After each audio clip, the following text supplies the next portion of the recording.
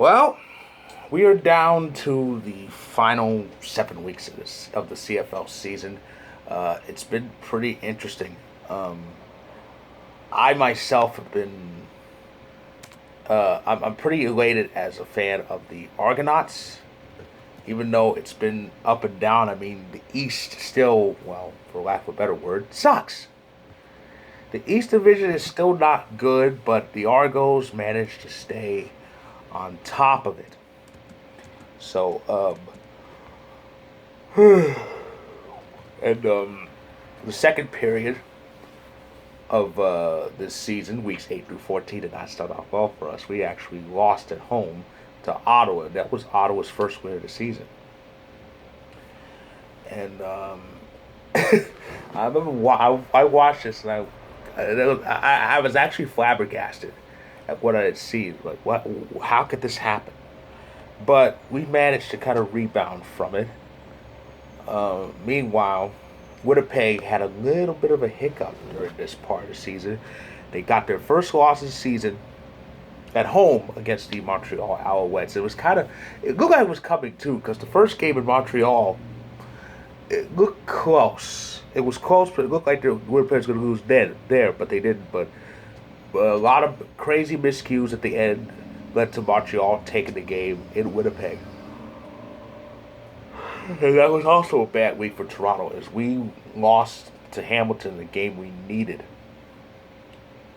But we managed to make up for it later. Um, we managed to make up for it later. We got that big win on Labor Day, and we beat and we beat. Yeah, we got that big win in Labor Day coming after Week 12, so it was back-to-back wins against the Tiger Cats. Um, uh, Winnipeg got their groove back.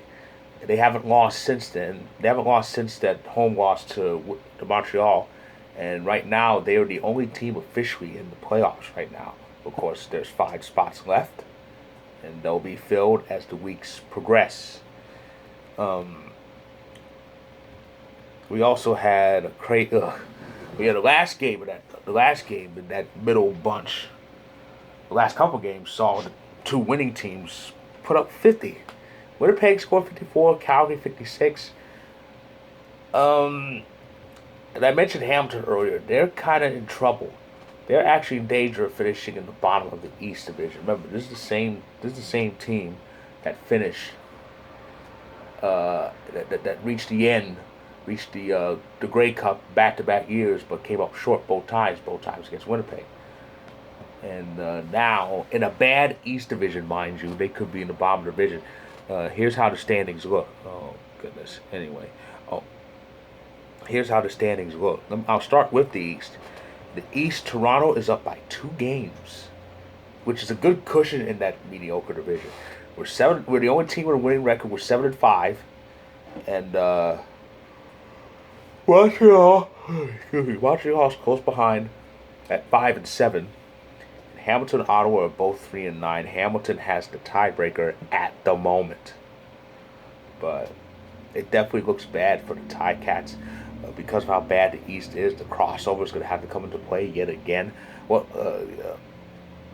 but in the West, Winnipeg is 12-1, and they are officially playoff bound. They clinched a spot in week, I think, was 13. BC is in second. BC Lions in second place at 8-3.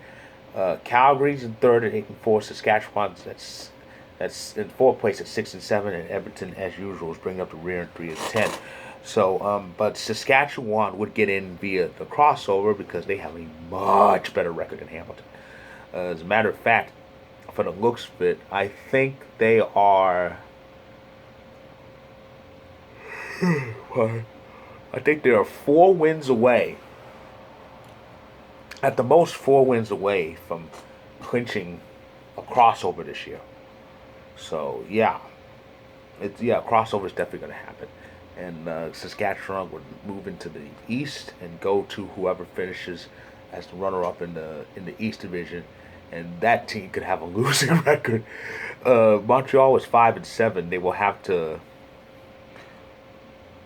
Montreal's 5-7. They will have to win 5 of their final 6 just to get a win record.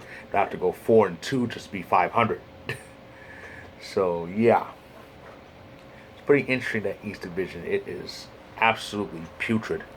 But yeah, the final moments should be very interesting, because the main holiday in the home stretch, of course, is Canadian Thanksgiving. Now, here in the States, Thanksgiving, of course, is in November, the fourth Thursday in November. In Canada, I think it's the second Monday in October. But yeah, it's gonna be quite interesting. So here's how this will start. Week 15. Pardon. It's a 3-game week. It's actually the first of back-to-back 3-game weeks. As every East team except for Hamilton is off. Hamilton will be visited by Winnipeg in a rematch of the last 2 Grey Cup games. That game will sandwich a pair of West Division games. The Rough Riders hosting the Elks, and the Stamps hosting the Lions. What looks like is an important game, because here's the thing: if Winnipeg wins and Calgary loses, Winnipeg can finish no lower than second, which means there will be a game played, and there'll be a playoff game in Winnipeg. BC and Calgary are basically playing for second place, because the Bombers are too far ahead, and that's pretty important. Second place means home field for the division semifinal, and both teams want that, but only one team can have it. Now, they face each other in back-to-back weeks, and I think that's the last of it. Yeah, they face each other in back-to-back weeks, so those games should determine who will have like the tiebreaker or something like that. But anyway, because week 16, the entire East plays. It's Hamilton and Montreal face each other, and it's Toronto and Ottawa. Now, Montreal has kind of a bit of a stranglehold over second place, but they want to keep it that way, and possibly have a bit of a shot at first in the East. So yeah, this means that well, BC and Winnipeg don't play each other until the end of the season, but those games may not matter. And Toronto and Montreal play each other on the final 2 weeks of the season. Those games might matter. Who knows how the East Division is going to go? But Toronto already beat them. Toronto already beat Montreal all the way back in week 2. That was the Argos' first game of the season. So one more win will give them, the Argos, the season series, and get that tiebreaker and pretty much seal first place in the East. But it's going to be a very interesting race to the finish line. Of course, the regular season ends on Saturday, October 29th. And we have the playoffs starting. We have the playoffs taking place in November. Of course, the semifinal games are on November 6th. The division final on the 13th, and the Grey Cup is November 20th in Regina. Yeah, it's a normal schedule now. Of course, last year was the 14 game schedule in 16 weeks, and the playoffs were in late. The playoffs start at the end of November, with the Grey Cup taking place in December. But this is a normal schedule now. Normal 18 game schedule played in 21 weeks, and the home stretch starts tomorrow. So that's my recap of the second period, weeks 8 through 14, and what the standings look like. That's my recap. If you like this video, click the like button. Click subscribe if you want more. All of my week by week recaps for weeks 8 to 14, they will be in the description below. All 7 stories will be in the description below, so check them out when you can. And I'll be back in a few days, I think as early as Tuesday, to recap the second week of the NFL season, so stay tuned.